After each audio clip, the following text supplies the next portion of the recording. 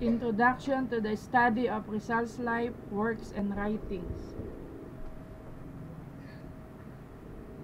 Rizal law mandates the teaching of the life, works, and writings of Rizal in all schools in the country. According to the Senator Jose P. Laurel, who sponsored the said law, since Rizal was the founder of a Filipino nationality and the architect of the Filipino nation, there is a need to know and imbibe the great ideals and principles. Our national hero seeks to accomplish the following objectives: to rededicate the lives of youth, to pay tribute to our national hero, to gain an inspiring source of patriotism through the study of Rizal's life, works, and writings. Actually, Rizal is only one of the country's national heroes, which include Andres Bonifacio, Emilio Jacinto, Marcelo Pilar, and others. They guided the formation of the Filipino national spirit and the Philippine national estate. All of these heroes are exemplars for all Filipinos to follow. Historian Renato Constantino claimed that it was the Americans who were responsible for endorsing him as the Philippine national hero. Another eminent historian, Teodoro Agoncillo, wrote that Rizal was acceptable as a national hero to the Americans because he was the symbol of assimilation, which was their policy then. Rizal was already dead at the time the Americans began their aggression in the Philippines. No embarrassing anti-American quotation could ever be attributed to Rizal. Rizal's dramatic martyrdom had already made him the symbol of Spanish oppression. In reality, it is the Filipinos themselves who chose Rizal as their national hero. This could be seen in tributes given to him during his lifetime and immediately after his death. The Katipuneros considered him the honorary leader of the Katipunan.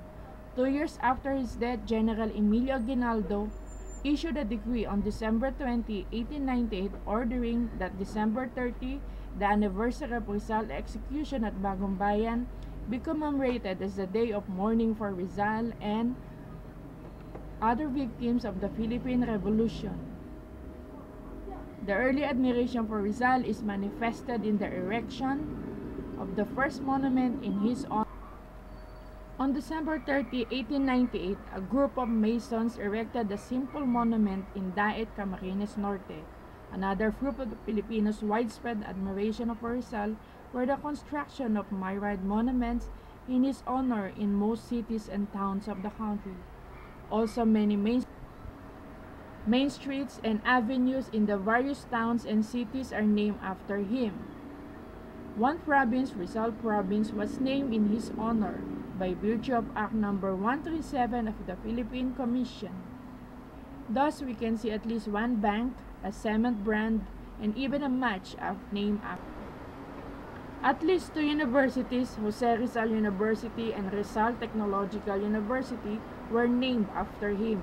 The basic unit of Philippine currency, the present 1 peso coin, bears his likeness. All 1 peso denominations bear his image. Rizal was born in the decade when other nationalist leaders of Asia were born. Mohandas Gandhi, Rabindranath Tagore, Sun Yat-sen. Of the four, Rizal was the most remarkable because his ideas matured at an early age. Gandhi was a schoolboy.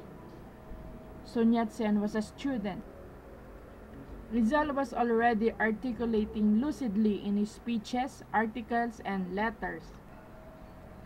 Rizal, through his essays, letters, and novels, had already spoken out with firmness and courage ideas on liberal democracy. Rizal deserves to be called the first Asian nationalist leader. Major periods in the life of Rizal. First period, young Rizal learned how to read, write, and listen to the stories that triggered imaginative and critical thinking on his part. Second period. He was then 11 years old and was enrolled at Ateneo Municipal despite the objection of his mother. It was the period when Fathers Gomez, Burgos, and Zamora were unjustly executed by the Spanish government. Third period. It was at this time that Rizal decided to leave the Philippines to escape persecution.